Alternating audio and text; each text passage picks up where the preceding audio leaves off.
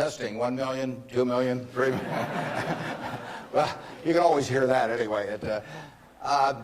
When I came down today, it's been 54 years since I drove down what was then the Highway 6, the Cornhusker Highway, to come to Lincoln to school.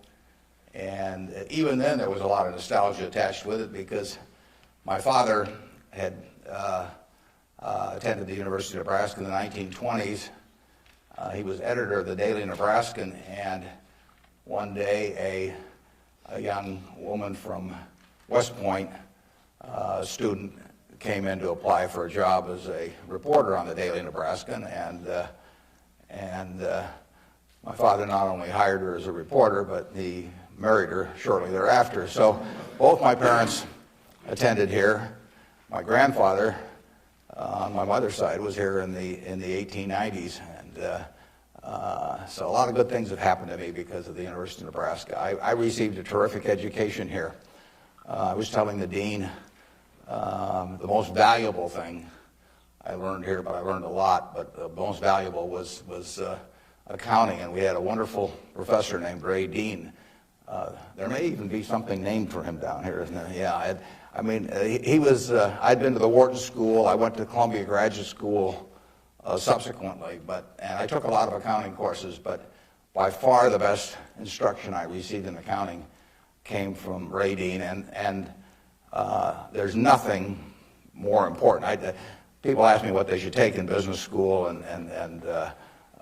or even if they don't go to business school, what they need to know before getting in business, and I tell them, you have to understand accounting. It's the language. I mean, it's like being in a foreign country without knowing the language if you're in business and you don't understand accounting. So you want to get as comfortable with that as you are with the English language. It's made me a lot of money because I listened to what Ray Dean had to say 53 or 4 years ago, and have been able to understand what I was seeing on pieces of paper, what that told me about businesses, and the limitations of what it told me about businesses. But that's the way we invest.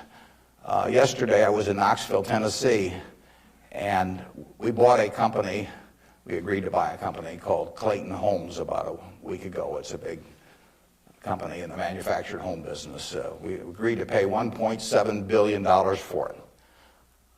I made that deal over the phone without ever meeting the people there, but I had seen enough through reading 10Ks, 10Qs, annual reports, but looking at figures, what they tell me in terms of the kind of people even running the place, the kind of accounting decisions they make and so on. I was able to make that $1.7 billion transactions over the phone. Yesterday was the first time I met the people, and their board of directors had actually approved the deal a week earlier. So it's, I couldn't have done that if I hadn't have, had a great time at Ray Dean's class 53 years ago. So if I'm going to tout one thing, aside from this particular leadership class, of course, if I'm going to tout one thing, I would tell you that get comfortable with it. It may not happen the first week or the first month in the class, but get very comfortable with accounting. So I run into CEOs periodically who really don't understand it. They try to bluff their way through, and you can see it in their faces. They're frightened almost when somebody hands them a balance sheet or an income statement. They really don't know what it means, and they have to count on somebody else. And that's something you shouldn't count on. We make all our acquisition decisions ourselves. We don't call in consultants or anybody. We don't call in investment bankers, much to their disgust.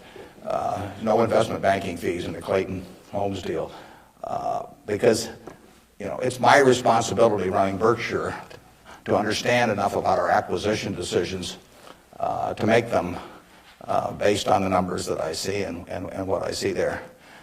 This course, however, is about leadership, and I'd like to talk just for a minute about that, and then I'd like to really talk about whatever's on your mind, and we'll get questions. But leadership obviously it's a very simple thing in concept. My job as the leader of Berkshire Hathaway is to have visions and goals for the company overall, with a long time horizon attached to them, and then to get those goals accomplished through other people. That's what it's all about. I can't do it myself, so I have to know where I want us to get to. I have to see over the next mountain if possible, but then I have to get a lot of other people to look over that mountain with me and really do the job. I mean, they are the ones that get it accomplished. So it's getting things done through other people. Now, Berkshire is like many large corporations in certain ways, but it's really quite different in many ways. We have over 150,000 people now working for Berkshire Hathaway in dozens of companies throughout this country primarily, and even abroad a little bit. We have exactly 15.8 people in headquarters, and Deb Ray came down with me today, so we've only got 13.8 there today. And we're probably working just as well with those 13.8 as we would if Deb and I were in the office. But that's an unusual organization. I mean, we have dozens of operating managers, CEOs of their businesses, out there running them today, and they do it without any direction from the home office except for one very limited piece of direction that I give them, which I'll get to in a second. But we have these people, and they're an unusual group of people running these businesses because most of them have sold their businesses to us, and they're very, very wealthy. 3/4 of our managers do not need to work financially. They have no reason financially to work. Probably 3/4 of them are worth at least $50 million, and we have some that are worth in the billions. And yet these people jump out of bed every morning, and work, and they work weekends, and they love working. And why is that? And what's the key to that?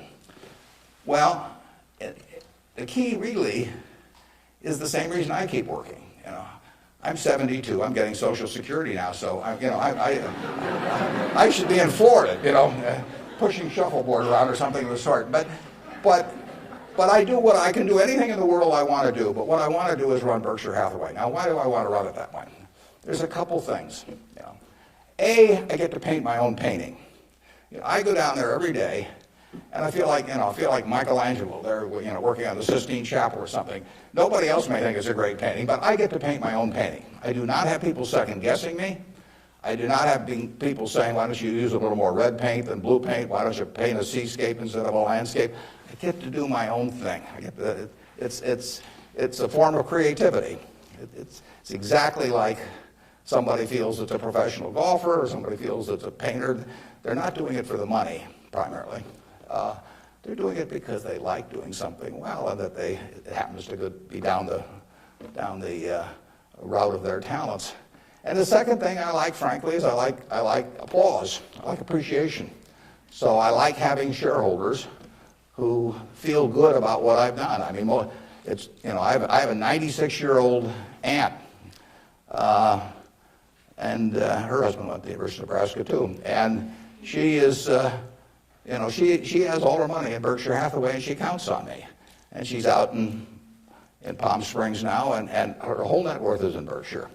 And I've got cousins, and I've got everybody in our family has got all their money in Berkshire. And so those people are counting on me, and that's kind of fun to have something where you can actually deliver for other people and change their lives in positive ways. As a matter of fact, we had a couple that nobody had ever heard of up until a few years ago, the Othmers in New York. They came from Omaha. Don Othmer went to Central High. Mitt Othmer, not sure which high school she went to in Omaha, probably South High. They left $750 million when they died. Nobody ever heard of them. And I think a substantial portion, went right here to the University of Nebraska. It was probably a total surprise to the university when they got, I don't know, you probably got $150 million or so.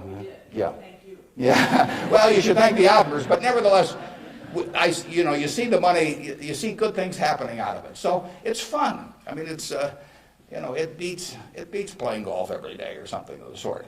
So I say, if that's what turns me on, what's going to turn on these managers that are out there running things like Clayton Homes, or we've got a company, Flight Safety, that trains more pilots than anybody in the world. Flight Safety is run by an 85-year-old man, Al Yulshi. Al started the company with $10,000 in 1951. It now trains 4 or 5 times as many pilots as non-military pilots as anybody in the world. And he is there at 85, and it's a matter of public record. He's got $1 billion worth of Berkshire shares. He works 7 days a week. He loves it. And he loves it for the same reason that I love what I do. He gets to do it his way. He buys these big simulators that you train pilots in. He doesn't have to check with me as to whether to spend $15 million for a simulator. He doesn't ask me. He knows so much more about it than I do. Why in the world would he ask me? Well, I can't tell what kind of a plane I'm in, when I'm flying around. And Al is spending a couple $100 million a year on simulators, spending Berkshire Hathaway money, and he never checks with Omaha. He's never had to come to Omaha for any kind of meetings. He runs his own business, and that's what he loves in life. And I let him do it. I mean, that's my contribution to it, is really turning loose his energies. And, they were properly directed before we bought the company 7 or 8 years ago. Why should I think that, he couldn't keep running it after that? And like I say, at 85, he's still running it. The second thing that our managers like, in addition to this painting their own painting, is they too love applause. I mean, I try to be, I report in my annual report accurately what they have accomplished, but they accomplished a lot. You heard Susan Jock, I think, some weeks ago here. Susan came to Borsheim's, and she was making $4 an hour. $4 an hour. And at age, before she was 40, she became CEO of the second largest independent jewelry operation in the United States, from $4 an hour. But it's talent, and Susan knows more about, I don't know anything about jewelry, you could hand me a phony diamond or a real diamond, I couldn't tell the difference. But if I started telling Susan what to order in the way of jewelry, or if I started telling her what kind of terms to extend to customers or who to hire or anything like that, she doesn't need that in life. She really owns Borsheim's. We have the stock certificate. We get the profits. We get accustomed to. But it's her baby. It's her baby. She decides, everything about that place. And so it's her creation. And that feeling of ownership is really extraordinary, and it's so much better. I mean, it's the way I like to work, and it's the way, Susan Jock likes to work. It's the way Al Yoshi likes to work. And Susan, like anybody else in this world, loves being appreciated. I mean, there'd be something wrong with her if she didn't. And the truth is, nobody appreciates her more than I do. I mean, she is a talent. And we are lucky to have her, and we're lucky to have all of these other managers. So leadership at Berkshire really consists of taking a bunch of people who, in a baseball analogy, would be 400 hitters, and just handing them the bat and just telling them to get up their plate and take a big swing. There's very little to it beyond that. One thing I do is I send them a letter. We don't have meetings in Omaha. Some of our managers, there aren't any meetings, and there's no catechism or anything else. Once every 2 years, I send them a letter. This is it. Roughly one and a half pages or so. The only instruction they get from us. They don't send budgets to us. We don't care about those. Some of the companies use budgets, some don't use budgets. We adjust to them. Some of the managers I talk to a couple times a week because they like to talk frequently. Some of them I talk to literally once a year because they don't like to talk to me. And whatever, it's up to them. I adapt to them. The only thing I tell them, and this letter, which went out January 20th, 2003, it says it's been 2.5 years since my last memo. Now, how many big companies have you have the managers out there been 2.5 years since they've heard from the home office? It's been 2.5 years since my last memo. Here are a couple things to keep in mind. And number one, and this is number one every time, this doesn't change. It won't change 2 years from now or 4 years from now or 6 years from now. Number one, we can afford to lose money, even a lot of money. We cannot afford to lose reputation, even a shred of reputation. Let's be sure that everything we do in business can be reported on the front page of a national newspaper in an article written by an unfriendly but intelligent reporter. In many areas, including acquisitions, Berkshire's results have benefited from its reputation, and we don't want to do anything that in any way can tarnish it. Last year, Berkshire was ranked by Fortune as the 4th most admired company in the world. This year, we were 3rd in the United States. They just published it. It took us 37 years to get there, but we could lose it in 37 minutes. And that's the message. I mean, we can lose money. It does, nicer to make money, but we'll figure out ways to make money. But we can't lose a shred of reputation, because you don't get it back. And you can. I said 37 minutes, but you can lose it a lot faster than that. You can lose it in 5 minutes. And in fact, I was talking to Bruce coming in, and he did some work around Salomon Brothers, and I went back there 11 years ago because this firm, which had the second largest balance sheet in the United States at that time. It was a preeminent firm on Wall Street. John Goodfriend, who ran it, had his picture on the front of Business Week as the king of Wall Street. And in late in April 1991, he made a fateful decision. It was reported to him that an employee down the line had flim-flammed the U.S. Treasury, had broken some rules, tried to play games with him.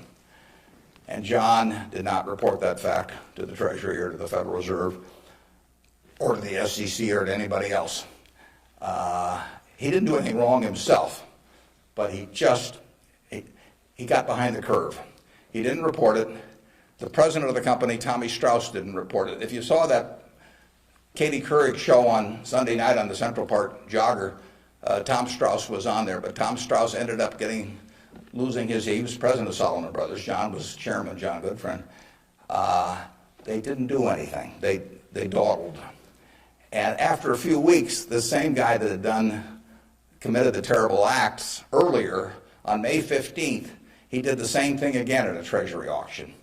And now they were in this terrible pickle because they had known about this on about April 28th, that this guy was a bad actor, and they hadn't done anything. And now on May 15th, he does the same thing again. And now if they go, they start feeling if they go and talk about it, that people will say, well, why weren't you in here before? So they just kept trying to shove it out of their mind and do other things. And it came within inches of destroying the firm. It destroyed their careers. I mean, John Goodfriend had spent 30 years in Wall Street and had a fine reputation. The king of Wall Street was brought down by one simple act of omission. All he had to do was pick up the phone. Jerry Corrigan was head of the New York Fed. He had to pick up the phone and say, Jerry, you won't believe this, but this crazy guy in our Treasury Department, a fellow named Mosier, has just done this thing, and I'm terribly embarrassed, and what can we do to make it right? I mean, and Jerry Corrigan, being Jerry Corrigan, would have turned red in the face and gotten very mad and issued a lot of language I couldn't repeat here, but in the end he would have said, thanks for calling and telling us about it immediately, and we'll slap a fine on you or do whatever is appropriate. And the next day, the firm would have gone on fine, but John Goodfriend, actually, a perfectly okay guy, but he didn't act when it counted. And Tommy Strauss, who was number two, the same way.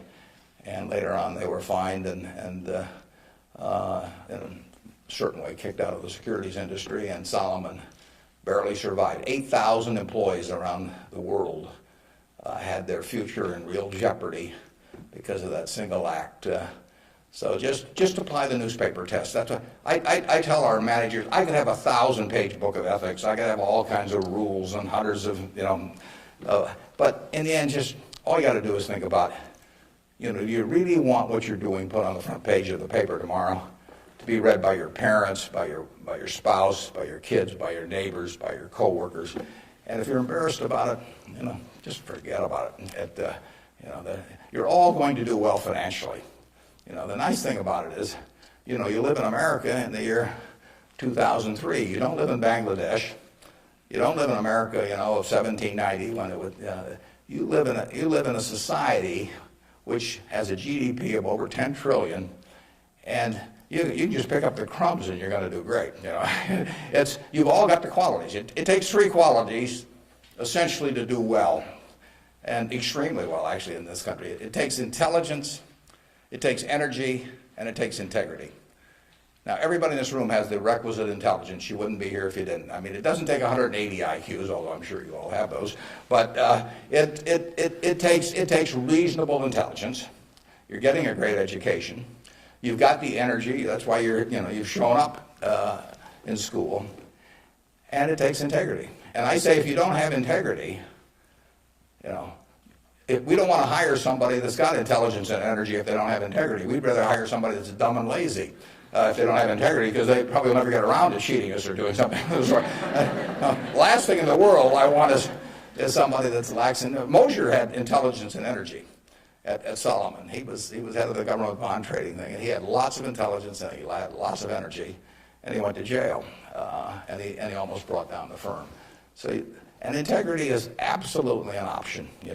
You may not be able to throw a football 60 yards, and you may not be able to run the 100 in 9.8. You may not be able to sink 3-pointers but you can choose where you stand on the integrity scale. You can't. You weren't born wired one way or the other. That is an absolute choice you make. And the heroes I've had in life have been the people that I felt stood out in that respect. My number one hero was my dad, but I've had other heroes, Tom Murphy, Ben Graham, people like that. And the reason I admired them was not because they were the smartest people in the world, although they were plenty smart. And it wasn't because they made the most money. That meant nothing.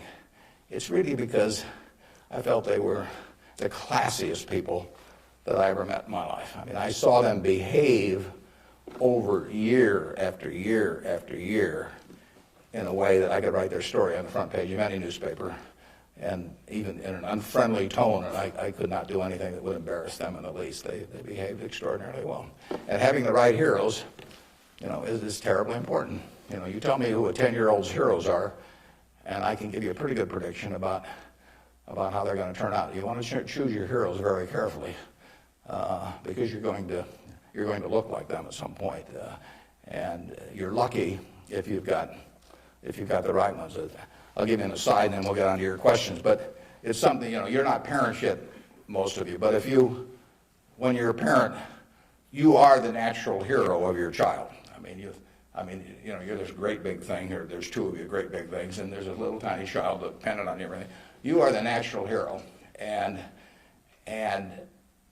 anything they get to school, subsequently, or anything else, they're going to be shaped more by what they see in this behavior of yours toward them than anything that will impact them later in their lives. And if they want you to be the hero, you can destroy that, of course, and you've seen it done many, many times. But actually, if the parents are proper heroes, the child is about 90% of the way home, and you're lucky if you've had parents like that. And you can be that to your children, or you can be something else, and you're shaping that person. It's nice to learn accounting when you get to Nebraska, but the behavior model that you take on is incredibly important. Let's talk about what's on your mind now. You can ask tough questions. It's more fun for me, and they can be about business, they can be personal, they can be political. You pick it out. And. Good morning. When you were rejected from Harvard Business School, is obviously somewhat of a failure in your mind. How do you adapt to your failures in life to make you more successful? Yeah, well, that's a very good question. How do you turn failure into a plus? And it's true. When I was at the University of Nebraska, one day I was reading the Daily Nebraskan, and it said in room 300 or something, at 3 o'clock, there will be this panel of 3 professors here at the university, and they're going to award the Nathan Gold Scholarship. I don't know whether you still have that around. And at the time, it said it would give you $500 to go to the graduate school of your choice. I don't know whether it's changed in amount, but that was it. So I read this, and I went there to this room at 3 o'clock that day, or whatever it was, and I walked in the room, and there were the professors, and I was the only student that showed up. I mean, it really got to them. I mean, they were stuck. They kept waiting and looking at their watch and hoping there would be more candidates, but no one came in. So I won $500 by default. And those are usually my biggest triumphs when nobody else shows up. And so here I was. I had $500 to go toward it wasn't limited, any graduate school for a master's degree. So I applied to Harvard. My dad wanted me to. And I shortly heard from Harvard. And they said, go to Chicago and meet this fellow who interviews applicants from the Midwest. So I got on the train, and that's what you did in those days, and I spent about 10 hours on the Burlington going to Chicago. Then I transferred to another little interurban train to go up to this country day school where this fellow was the headmaster, and he was the big interviewer for Harvard. And I got there, and after about 10 minutes, he said, better think about something else.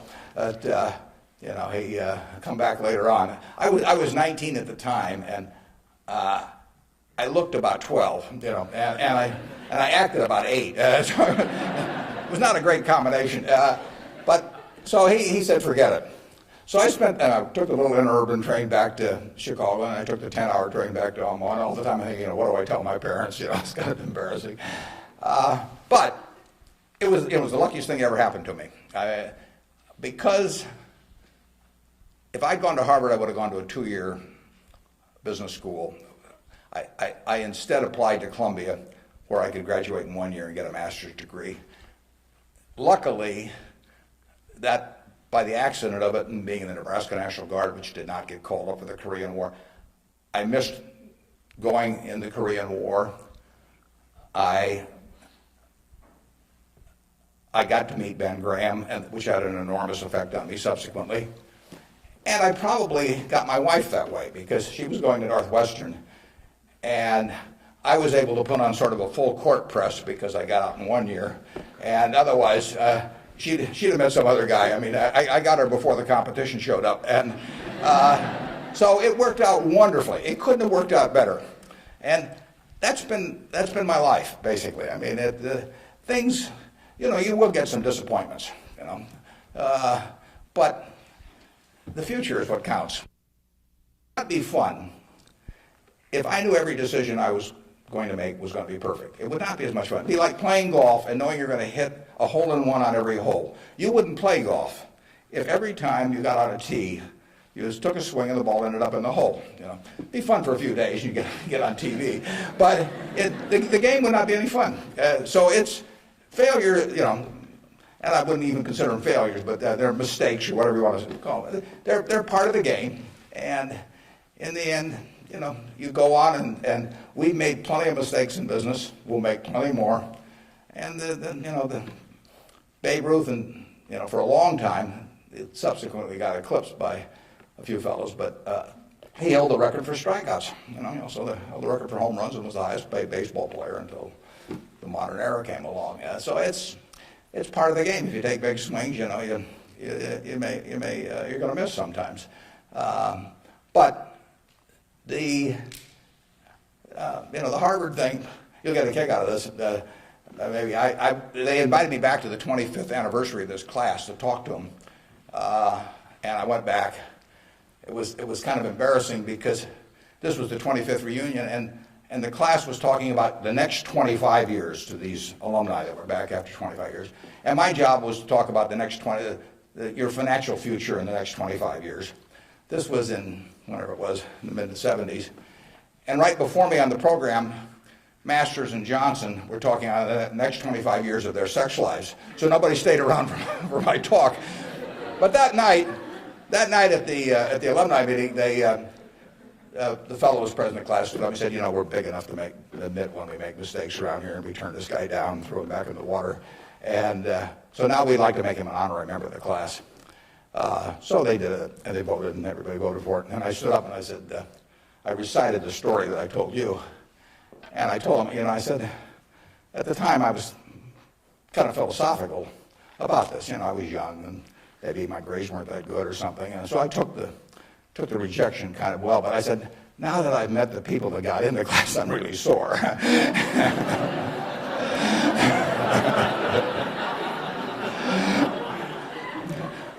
Okay, who's next? Yeah.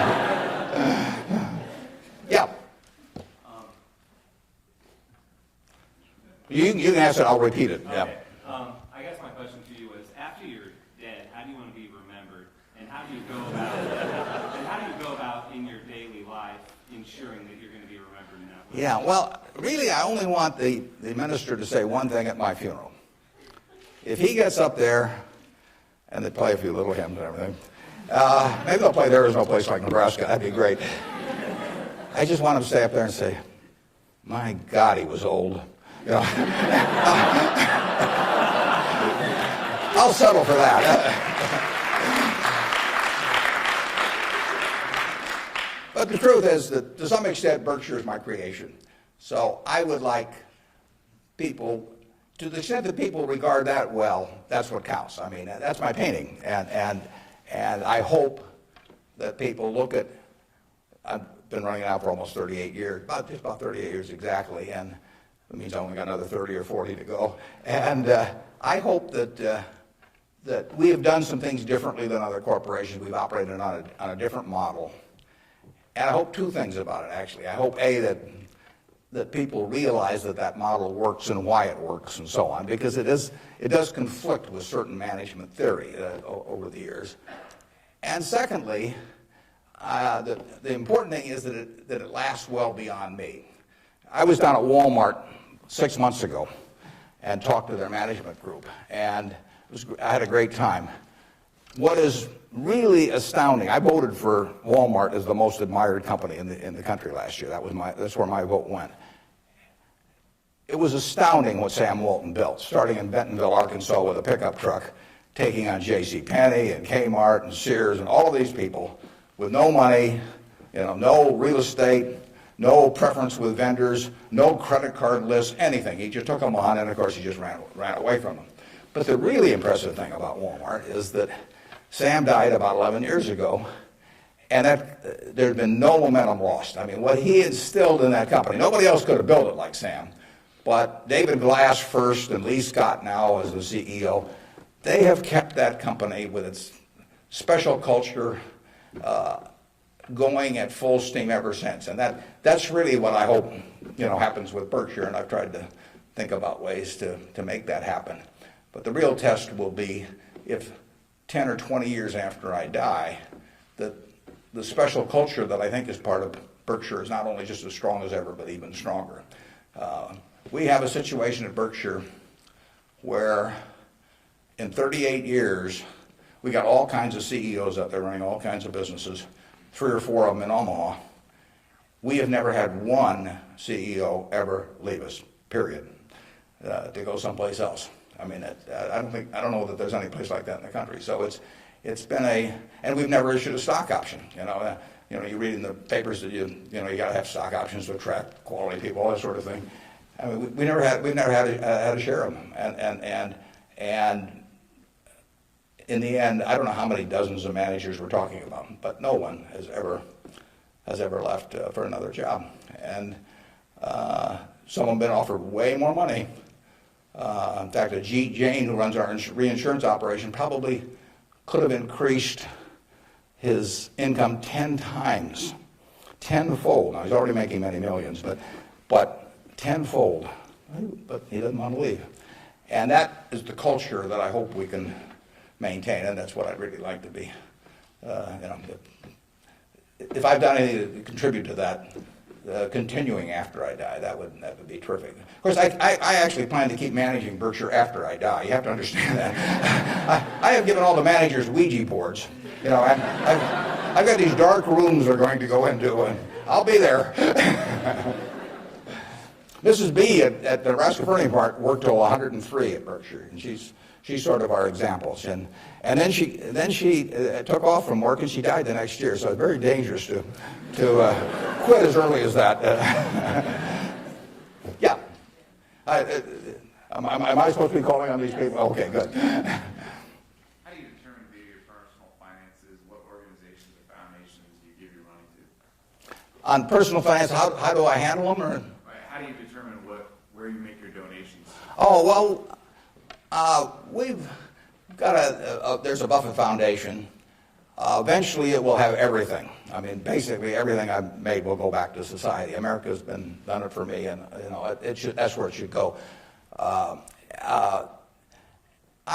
got about an 8-page letter that the trustees have already seen. Incidentally, there's very few trustees. I don't believe in large groups of people making decisions. It gets to be, it sort of descends to the lowest common denominator. So there's only, maybe 5 or 6 trustees. Interestingly enough, not just by accident, but I picked the people who I trust in the most in terms of both their intelligence but also their quality to run it. After I have people I feel the surest of, a significant majority will be women. It'll be a woman-controlled foundation, and probably the largest foundation in the world at the time, but with a very small number of trustees. I have, in my letter, I tell them that I'm not going to give them any specific instructions as to what to do with the money. I tell them that their judgment above ground will be better than my judgment 6 feet underground. So in the end, I want them to do a couple of things. I want them to attack really big, important causes. I don't want them to give $1 million here and $1 million there and everybody that, that asks that they know and that sort of thing. So I don't want them doing things with an eyedropper. I want them to take very big swings. And then I want them to measure what they're doing by the importance of what they're doing as contrasted to the natural funding constituency for that.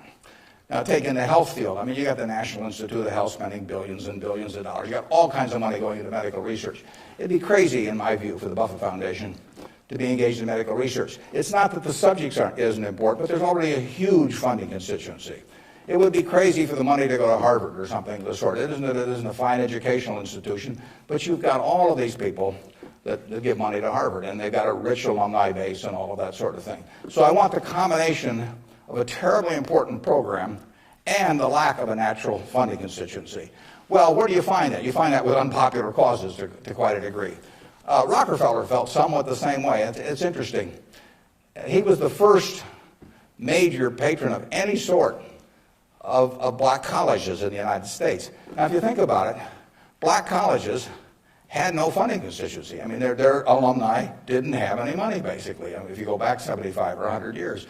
So there wasn't any money coming in. People didn't, they didn't build great businesses and then leave tens or hundreds of millions of dollars to the institution. And it was self-perpetuating. And so Rockefeller stepped in, and he took a group of black colleges and funded them in a very, very big way. And I admire that kind of a decision enormously. Otherwise, nothing would have happened. And that's what I hope the trustees of the Buffett Foundation do. I was with Bill Gates last week, and I consider his foundation, he and Melinda together, because they're equal partners in it, I consider their foundation to be the most logical big foundation in the world. They're giving away about $1 billion a year. Now, Bill said to, and Melinda said to themselves, how do we save the most lives per dollar spent in the world? And they decided that in certain major medical areas, that what was being done abroad in many countries was zilch in terms of these things that were easily preventable by vaccines or various other things. And they decided they could save huge numbers of lives per $1 billion spent. But they'd be spending it, in places like India and Africa, where they would get no credit in the United States. No buildings with their name, no nothing. But that was their metric. And that's Bill's sole metric. He doesn't want to talk about, you can go to him with some proposition to stick his name on something, for $50 million. It doesn't interest him at all. It's a totally rational one, and he pours himself into it. He has educated himself on medicine, and particularly medicine outside the United States, in a way that I've never seen anybody. And I've got good news for you. This you should write down. On May 2nd, on public broadcasting, there will be a program where Bill Moyers is interviewing him, and Bill explains his philanthropic thinking. And I went there. It was taped at Columbia University, and in fact, you may even see me in the audience sitting next to Melinda. But it's going to be a great program. They took about an hour and 20 minutes, and it's going to get edited down to 56 or 58 minutes. But you will hear as cogent an argument for rational philanthropy on that program as you'll ever hear in your life. So it's interesting. That program came about because about 2 years ago, I asked Bill a question at a group I get together, something akin to what you asked him. I asked him to talk about the evolution of his philanthropic thinking. And there were a group of about 60 of us there, and he talked to us, and it was a fabulous talk. And I said, you got to get that out in the public domain somehow. So this thing with Bill Moyers does that. If I die tonight, all my Berkshire shares, which are 99% of my net worth, plus go to my wife. She dies first, hers go to me, and then it all goes to the Buffett Foundation. And it will then be active on a very big scale. And those are the guidelines. And who knows what those problems will be. I mean, it might well have been civil rights in the early 60s. I mean, the civil rights organizations, were not being funded by anybody. And I mean, money wasn't the big problem, but it was a problem in the civil rights arena. And there was no natural funding constituency for that. It was a very important issue, but it was an unpopular issue in many respects. And it seems to me that's where the money should go, particularly if you have it on a big scale where you can really do something. Depends when I die, but 10 or 15 years from now, the foundation could really, it could have a lot of money. And so they could do some things that nobody else could attempt. And it won't be what people want them to do. That's the nature of it. If it was what people wanted to do, it would already be being done. The interesting thing, the contrast between business and philanthropy is interesting. In business, I swing at easy pitches. I stand there at the plate, and if I like pitches 1 inch above my navel, right in the center of the plate, I can wait and wait and wait because there's no called strikes. As long as that bat's on my shoulder, nobody's calling a strike. If the pitcher throws me General Motors at 36, IBM at 82, Microsoft at 25, and I don't swing, it's not a strike. It's not a hit either, but it's not a strike.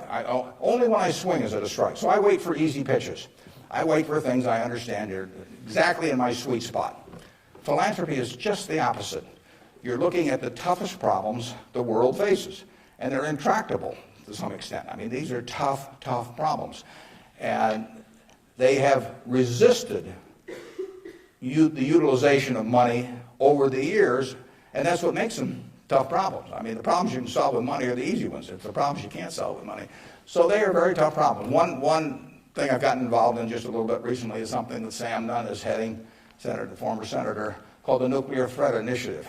And essentially, Sam Nunn, who is as well informed as anybody in the world on the subject and articulate and everything, is working on the problem of the nuclear materials and or nuclear talent that exists around the world that might become available to terrorists or to governments to impose on the rest of the society. And there are vast amounts of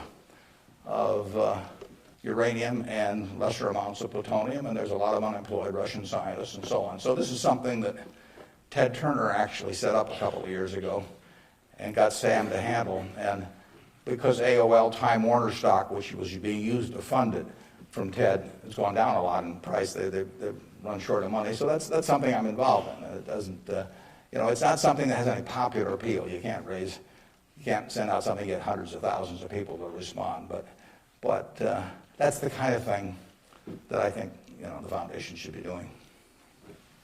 Yeah. With the government possibly considering eliminating double taxation on dividends, would you ever consider declaring a dividend on your stock? And what kind of decision-making process do you go through when you're looking at those businesses? Yeah, the question is, with the government considering eliminating the double taxation on dividends, would that change our attitude at Berkshire toward paying dividends, and what sort of decision-making framework do we have about whether we pay dividends or not? Berkshire, I took it over in 1965, and we paid 10 cents a share one year. It happened in the late 60s. I can't remember it. I blocked it out of my mind. I must have been in the men's room or something, because that was the only dividend we paid. The determination is very simple on dividends.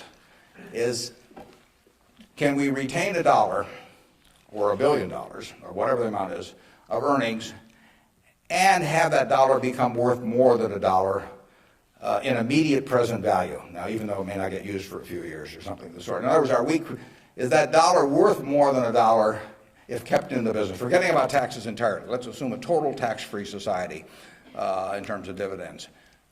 And the answer to that so far has been yes. We have kept the dollars that we've earned and we have created more than $1 of market value for every dollar we've retained.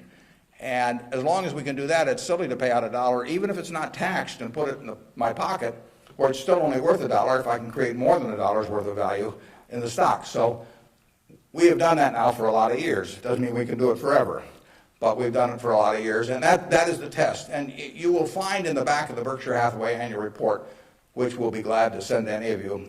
It's on the internet also. But you'll find in the back of the Berkshire report something that isn't in any other report that I know of. It's something called the Economic Principles of Berkshire Hathaway. That's been in the report every year now for at least 20 years. And those principles don't change. That's why they're principles, and it's why I'm willing to lay them out. I mean, if I act in conflict with those principles, I expect the owners to, to call me on it. But I look at the investors in Berkshire as my partner. Now, I'm the managing partner. They can't, because I own so much stock, they can't do much about me. So they ought to know what the game is if they join us. And that doesn't mean everybody wants to join us, but they ought to know what the rules are. Just as if you and I were starting a partnership and I was going to run it, you'd want to know, how we were going to conduct business and what my thoughts were and what my time horizon was. Would we ever sell? Would I make distributions? All that kind of thing. So those principles cover this point you raised. I don't forget what's the third or fourth one or something like that, but it's explained there, and I want people to I want our owners to understand it. I mean, I look at every owner when I write my annual letter to shareholders, which takes me an ungodly amount of time. I mean, it's miserable, but nevertheless, it's important because it is the one time a year I'm talking to my partners. And when I started out, I actually mentally put Dear Doris and Bertie, because those are my sisters, and they have all their money in Berkshire. They're smart, but they're not financial types. I mean, they're not spending their time on that. And I essentially want to be talking to them as bright people who don't know a lot of financial jargon necessarily, but they're interested enough that they'll read a lot because they got all their money in it. So I don't have to worry about keeping it short or anything like that. If I'm talking about their money, I've probably got their interest, and I take that off at the very end, and then I take off Dear Doris and Bertie, and I put to the shareholders of Berkshire. But I want to tell them exactly what they're in. I want it to be just as if our roles were reversed. That's always the test. If Doris and Bertie were running the place, and I was living in Carmel, California, like Bertie is, what would I want to hear from them, the managers? And one of the things I want to hear is just exactly the question that you asked. What is your attitude about distributing money from the company? Because I get to make that decision along with the board of directors, and they don't. And some managements withhold money that really belongs to their owners because they like building a kingdom. Some of them, do it out of fear or anything like that. I think I'm doing it for a rational reason, and I want to explain that reason, but I tell them how to test me on that too, because I think I should be tested. And it's a very important relationship that really has deteriorated over the years, in my view, between management and owners. I mean, you've seen in the last 10 years a slippage, in my view, of the behavior of American CEOs. I mean, obviously, all kinds of exceptions, but it's very interesting because they're not crooks or anything, most of them. There's a few, and they've gotten a lot of publicity lately. But nevertheless, they have behaved as most humans do. They've sort of picked up the behavior of those around them. That's why it pays to hang out with people better than you are. I mean, if you hang out with people better than you are, you'll become better yourself. Everybody behaves better that's around my wife. I mean, even including me, starting from a low base. But she just has that effect on people, and other people pull you down. I mean, when I was in the National Guard and we would go to camp, in about an hour I was reading comic books. Pretty soon everybody's reading comic books. The language, every other word becomes some form of profanity. Everything. You just sink. Well, what happened to American CEOs in the 90s is that the behavior, the situational ethics, sort of caused behavioral norms to sink. I say it's a little like how Mae West described her career. She said, "I was Snow White, but I drifted." And American management drifted to quite a degree during that period. I think it's very important what that relationship is. People have given you their money at Berkshire Hathaway or any other company, and I'm a trustee for them in effect. And then the question is, they ought to, since I control the place, they ought to know the yardsticks. So if you do go to our website, go to the back of the report, and there's something that says economic principles, and we try to discuss everything that's important. And I tell them I'm going to put them in there every year so that they can, they can hold me accountable. Yeah. You talked quite a bit about flexibility in your many different companies and so forth. If you could elaborate a little bit on the personal qualities and professional qualities that you look in those executives that you place in those companies. Yeah, and the question is about the personal qualities we look for in the executives we place at our various companies. The first thing is we don't usually place them. I mean, they come with them. We don't have anybody to place. So I have the problem occasionally, if somebody dies, or to replace a CEO. But most of our CEOs came with the deal. Clayton Homes, which we're buying, comes with Kevin Clayton running it. We will put no one in there. He will run the place just as before. But in terms of the personal quality, when a seller comes to me with a business, whether it's Clayton or any of the others, Ike Friedman at Borsheim's, Mrs. B at Nebraska Furniture Mart, when they come to me, the first question I have to ask myself, because I'm counting on them to run the place, I have to decide, do they love the money or do they love the business? Now, there's nothing wrong with liking the money. I mean, they all like money, but they've got to love the business. They've got to have a passion for it. Because if I give them a whole bunch of money and they love the money and they don't love the business, no matter what they tell me, 6 months from now they'll be gone. I mean, they'll just all of a sudden say, why am I getting up at 7 in the morning just so I can send a lot of money to Omaha? I mean, it won't work. So they have to love the business. I mean, I want people with a passion for the business. I used to say that I had a one-line employment form, one-question employment form. The question was, are you a fanatic? If you answered yes, you got the job. Because I want somebody who's fanatic about their business. I mean, you want people that love teaching if you're in a classroom. If they don't have the passion for it, it doesn't work very well. So now, if they've got the passion, and our managers do, but not everybody would. The financial operators don't. We've never bought a business from an LBO operator or a financial operator. Because they don't give a damn. I mean, all they want to do is make sure your check clears, and they're gone. And it isn't going to work if we try to buy from them. So we buy from these people who love their businesses. And then really my job is just to make sure that I don't mess it up and create conditions that cause them to quit loving it for some reason. Because they come in loving it. Only I can mess it up. And they care about being treated fairly on compensation, but they don't measure it against everybody else. They don't have a lawyer they're negotiating with me. I mean, I don't have a compensation arrangement with any of these managers that can't be put in one paragraph. And then I go to other companies where they have a lawyer come in and there's 80 pages, and it tells what's happened, how much they get paid at severance if they end up going to jail. I won't deal with somebody that thinks that way. And that's fine. There's a self-selection process in terms of who comes to us. There's this invisible filter out there that causes the Claytons of the world, the Al Yoshis of the world, the Ike Friedmans of the world, the Mrs. B's of the world to come to us. When I made the deal with Mrs. B in 1983, Mrs. B had another offer from somebody else that was somewhat higher, and she just said, I don't care. She only owned 20% of the company. She had 4 children, they each owned 20%. She told them, I'm selling to Mr. Buffett. She always called me Mr. Buffett up till when she was 104. In fact, when I'd walk in the store, she'd say, here comes my new young boyfriend, which I don't get that a lot of places, I can tell you. But she built this thing. She came over here in 1921 or 2. She landed in Seattle with a tag around her neck. She couldn't speak a word of English. Said Fort Dodge, Iowa. She couldn't communicate. She just had the tag. The American Red Cross got her out to Fort Dodge. And for 2 years, she got no place because nobody spoke Russian or Yiddish, actually. And so she moved to Omaha just to be around some other Russian Jews who she could at least talk to. She learned the English language when her oldest daughter, Frances, would go to school and come home at night and teach her the words.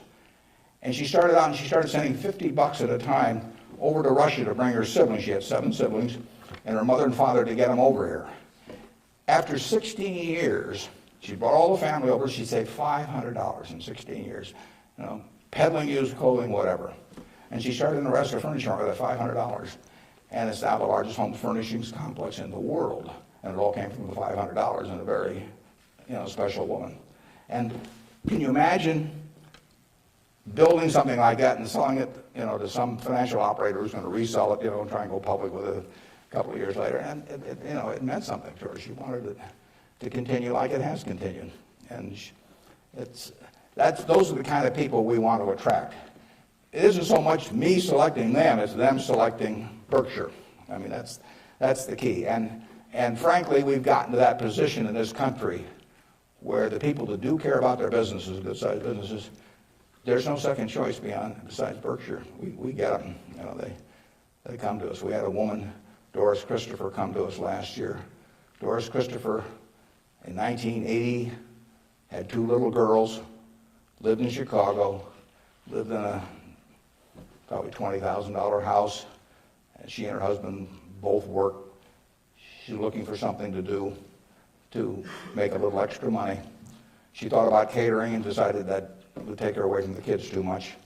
So she decided that what she knew best, though, was she'd been a home ec teacher. She knew cooking. And she knew the kitchen and what was useful to people. So she borrowed $3,000 on her life insurance policy. That's all she had. She went down to the merchandise mart in Chicago and said, what's the least amount of this utensil or that utensil a manufacturer would sell? Usually a dozen. And she took them home. And then she had the idea that she would hold these parties, essentially, in people's homes. And so she arranged with a woman in suburban Chicago to hold the first party. She almost turned back. She started driving there. She thought, oh, they'll laugh at me and I'll knock the stuff over and they won't buy it. But she do. She's very unsure of herself. But she went there. She sold, I think, $175 worth of goods that night. She sold me her business last year. And that business made $140 million pre-tax from this $3,000 investment. That woman had a passion for her business, and she understood her customer, and she loved her customers. She loved the people that worked with them. She got 67,000 associates. It's called the Pampered Chef. Some of you may have been to a Pampered Chef party. And almost 1 woman out of 10 in the United States bought something from us last year.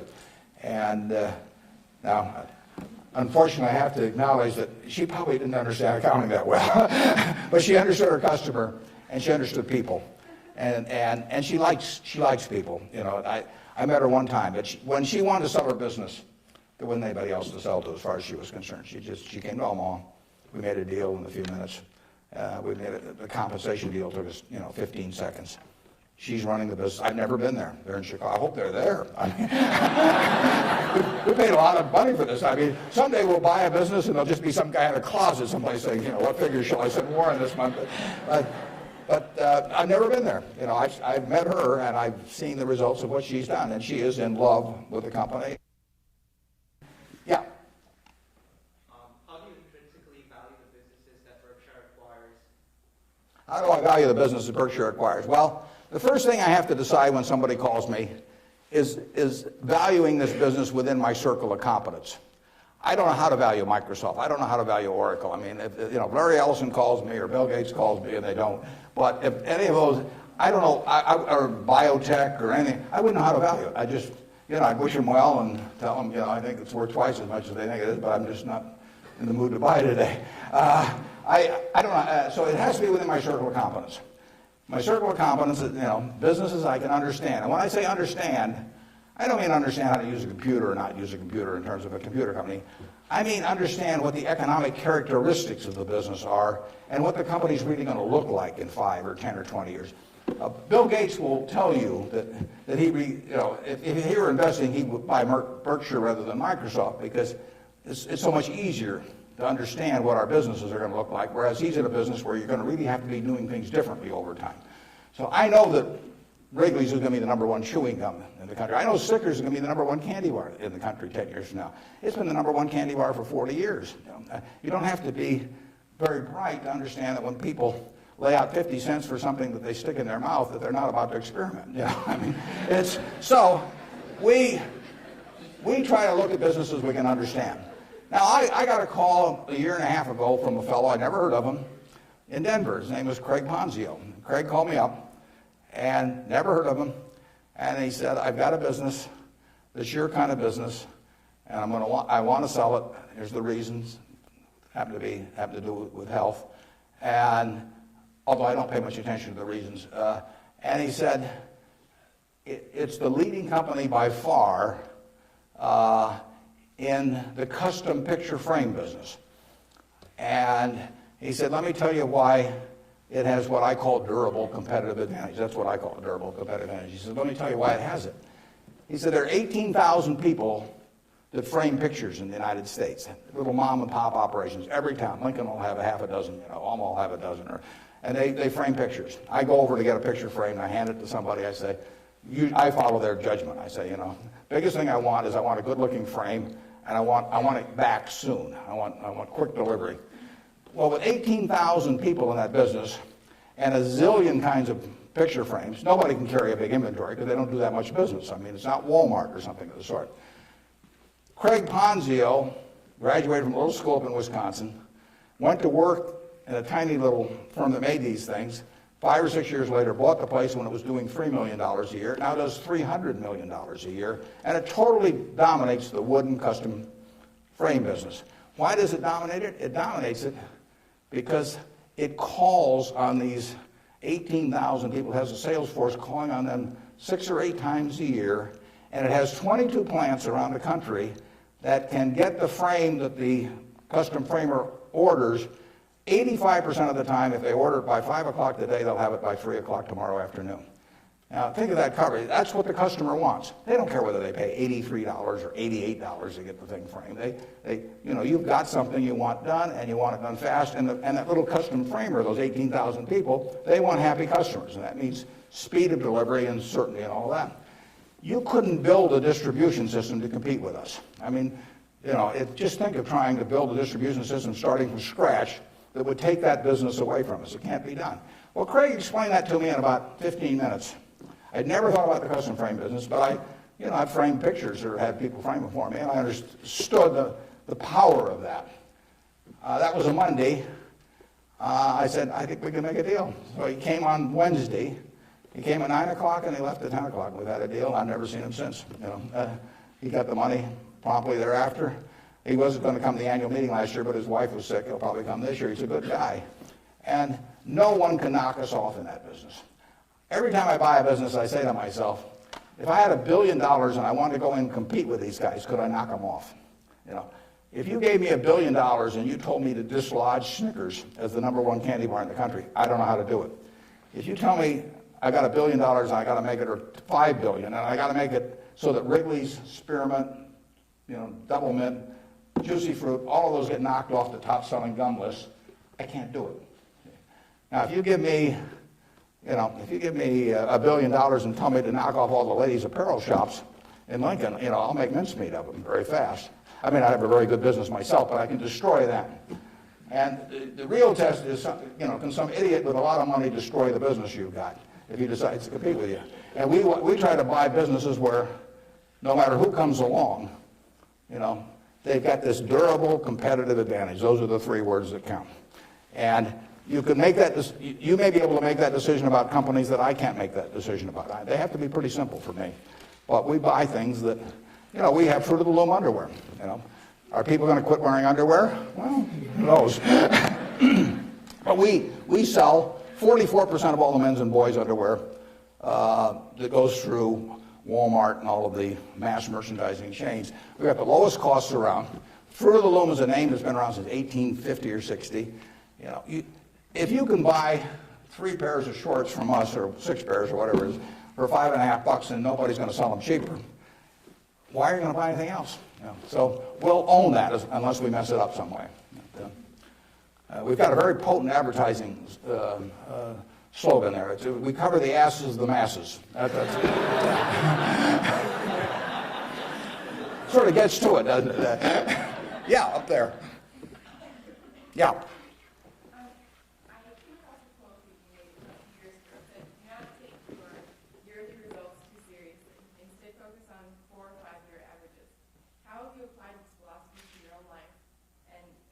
Examine your successes in your personal life based could you repeat that just a little louder? I think I got most of it, but try me again.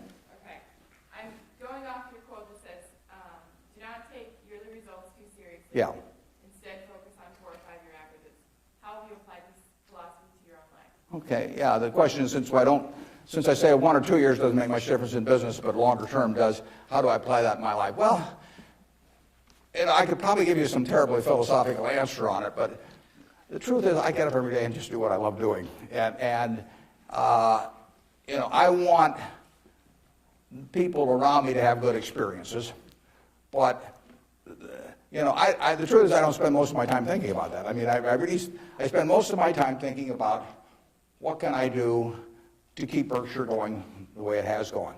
But I will tell you how to apply that, and it works reasonably well, I think, at Berkshire, because we get this self-selection of people to join in. I mean, we have created a working environment where in 38 years nobody's left that runs it. So I do feel good about that, obviously. I feel good about the results of the investors and, the Hoffners and those people. I mean, actually, I think a fellow may write a book about what's happened with all the money that all these different people have made in Berkshire.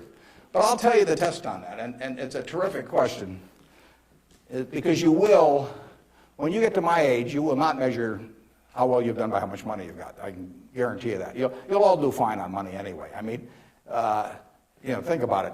7 hours a day, you're in a bed. You got exactly the same mattress I've got. If you don't, we'll sell it to you at the furniture mart. So we're on a parity. I can't outdo you, in terms of my sleeping enjoyment. You can match it by buying this mattress, which we'll give you a special price on. Just mention my name. We eat at the same places, We eat at Dairy Queen, particularly if you're in my position because we own it. But we eat at McDonald's and Burger King, and when I leave here, I'll stop by a fast food place. So our eating experiences are the same.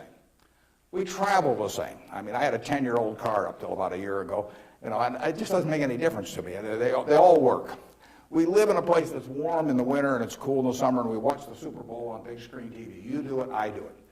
We dress more or less the same. I mean, I pay more for my clothes, but they look cheap when I put them on. So we're really on a parity. Yeah. So the money isn't going to be that big a deal. Everybody in this country is going to, with the intelligence this group has, the energy you have, you're going to do well.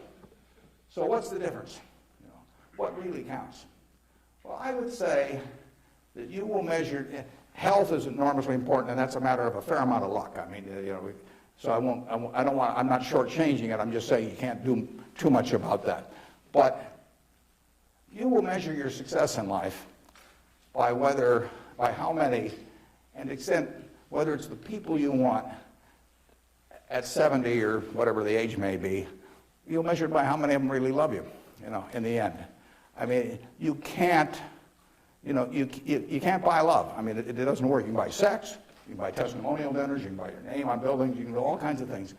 But the only way you get to be, love is to be lovable. It's kind of irritating, actually. If you got a lot of money, it'd be more fun to just write out a check for $1 million. So everybody, from now on loves me. But it doesn't work that way. And in fact, the only way is to be lovable. And I've got this friend who came out of Auschwitz and had at least one member of the family die there. And what is it now? It's 60 years later. She still, when she looks at people, it's a Polish Jew, when she looks at people, the question she asks herself in determining who she really trusts as friends, the one question in her mind is, would they hide me? Now, when you get to be 70, if you've got a lot of people that would hide you, you've had a successful life. I know people who have a tremendous amount of money, no one would hide. Their own kids wouldn't hide them. I mean, they really wouldn't. I mean, their business associates wouldn't, or anybody else. If it really came down to it, they don't have anybody's respect. They've got their attention maybe with money or something of the sort, but nobody loves them. And my friend Tom Murphy at Cap Cities TV, I mean, dozens of people would hide Murph. All kinds of people would hide my wife. Ben Graham, a lot of people would have. My dad would have had a number. And then, like I say, that I can tell you people that everybody may pay homage to them, and the kids may put up with them and hope they don't change their will or something. But the truth is that nobody would hide them. And if you've got a lot of people that would hide you when you get to be 70, you will have a very successful life. Okay, right in front. Throughout your life, what are some of your personal and career goals that you've set for yourself, and which ones have you accomplished, and which ones are you still going after? Yeah, just in terms of personal goals, or just goals that you've set for your life that you've accomplished. Yeah, well, I would. The truth is, the main goal I've had has been at Berkshire. I mean, it might be more admirable to say that I was feeding the poor or something someplace in India, but it isn't true. I mean, it's been the focus of my life most of the time. The money will be, I think, used for very good purposes later on. I don't use any real amount of it myself, but actually somebody else was going to do most of that, and I picked good people to do it. But I've got 3 kids of which I'm enormously proud, and they like each other. They get, they do things together. They work, the family unit works extremely well. But my wife gets 99.9% of the credit for that. I mean, if you didn't turn out well under her, there's something really wrong with you. It's a life that's a lot of fun, but I do what I enjoy doing.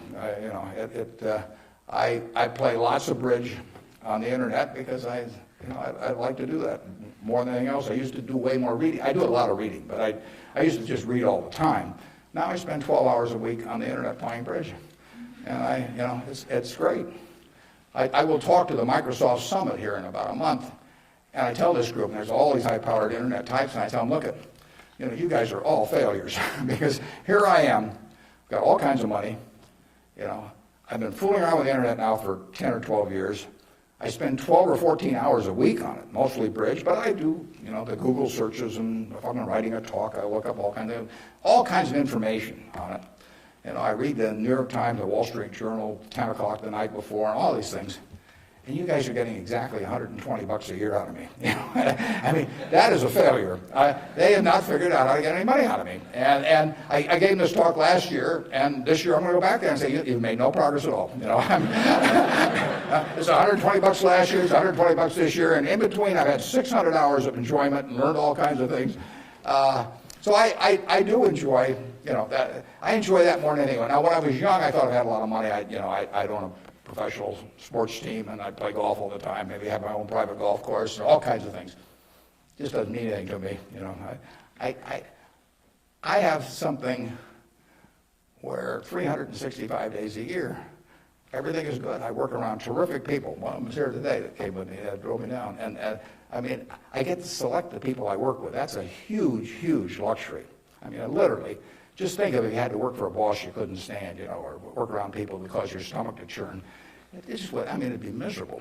So the ultimate luxury really is doing something every day that you love doing with people that you love doing it with. And I've got that, by accident to some extent. I say if you take on a job just to make a lot of money and it causes your stomach to churn, and you go home at night and kick the dog and all that sort of thing, that's a little bit like marrying for money. It's probably a bad idea under any circumstances, but if you're already rich, it's crazy, right? I mean, if I marry for money, I would have my head examined. And what's it going to do? And so it is, and we're lucky in this country. I mean, we won what I call the ovarian lottery when we were born in this country. It was 4 times or likely you would have been born in China, just about as likely you've been born in Bangladesh. You're born in the greatest society in the world, so make the most of it and have a good time. Let's see, who's had, okay, up there. You 2 guys are next to each other, you can fight it out. What has, whether it be professionally or personally, kept you and your business in Omaha or in the state of Nebraska? Well, that's a good question. Why do I stay in Omaha? Well, I love it. And, my grandfather went to Central High, my dad went there, my wife went there, my kids went there, and now my grandchildren are there. My grandchildren say they have the same teacher that my grandfather had. But there's continuity, there's friends, there's all kinds of things. I mean, there's no disadvantage to being in Omaha. I mean, I like New York when I'm there. I've got a house in California, and I get around some, but I can't imagine anything better. I mean, You know, what doesn't it have? I have a home. I've never sold a house in my life. I have a home I moved into in 1958, so I've been there, 45 years or so. I'm 5 minutes from the office. I moved into the office in 1962. I've been in there 41 years. We've just gotten so we take a whole floor. It's taken us 41 years to where we can use a whole floor. Kind of discouraging. But there I am, 5 minutes from the office. Everything's easy, and it all works. I know I've known the doctors all my life. I've known everybody. I feel connected. My aunt taught in the public school system in Omaha. I named a scholar prize that I give after her. But I mean, it all means something. And I've lived in New York for a couple of years. I lived in Washington, D.C. for some years. I never felt that kind of connection at all. So and there's absolutely no disadvantage. I get the same information. Actually, with the internet and Bloomberg and all of that, no one can get any information any faster than I can get it. And there's just no downside. And I think it's been a terrific environment for my kids to grow up in. I mean, my kids have grown up in a neighborhood, perfectly normal neighborhood. I mean, no fences around it, no golden ghettos or anything of the sort. They've gone to an integrated public school. School has probably had between 20 and 30% black students for 75 years. They have great teachers. I mean, I think that part of education is a total life experience, and I think it's great that we have a good public school system in Omaha. I mean, if I lived in Washington or Los Angeles or New York, I'd have to send my kids to private school. I wouldn't want to do that. I'd do it because I wouldn't send them to a vastly inferior school just to prove some point. But the nice thing about it is I haven't had to make that choice in Omaha. I've got classy public schools, the same kind I went to 50 or 60 years ago. And they get more out of that experience, in my view. They have a better balanced view of life going through that experience than if I sent them off to some private school. I was with, actually, last week, there were 6 couples. Bill and Melinda Gates arranged it, and they had the headmaster of a private school in Seattle that Bill went to, and it's a classy school. But, if you're, I gather in terms of the public school system, that you're making a conscious decision to hurt your kid if you don't send them to a private school if you can afford one, and that's why these people do it. And I don't blame them. I mean, I do the same thing. But the nice thing about it is that Omaha, and I'm sure Lincoln as well, and throughout Nebraska, we have kept a good public school system. And frankly, I think that's one of the most important things in America, because one of the things has made America what it is. Think about it. 1776, 3 million people in America, 300 million people in China. They had 100 times as many people. They had the same IQs we had. They had the same physical abilities and all that sort of thing. They had a culture that went far back. They had lots of natural resources. We didn't know about it then because we didn't have oil and they didn't have oil, but we both had oil in the end. Coal, all these things. Educational institutions that far surpassed ours at the time. And now we end up, 230 years later, we end up with, 36 or 7% of the world's GDP, from those 3 million people. Something about this system really works. Now, I think one of the things that works about it is we come closer to equality of opportunity than any major country in the world. But one of the keys to having equal opportunity is a good public school system. If you have one public school system for the rich and one for the poor, you do not have equality of opportunity. It's really one of the top things on my list. And when I got asked about, what you can do with money, I think that anything that creates equality of opportunity, right from the word go, I'm talking about from when you're 5 years old, and actually my daughter's working on something that goes back before that, but anything that creates equality of opportunity is what's going to keep, America the kind of America that we have now. It's vital, and there's nothing more important than that than having a first-class public school system. And unfortunately, the communities where they've lost it don't get it back. I say that an outstanding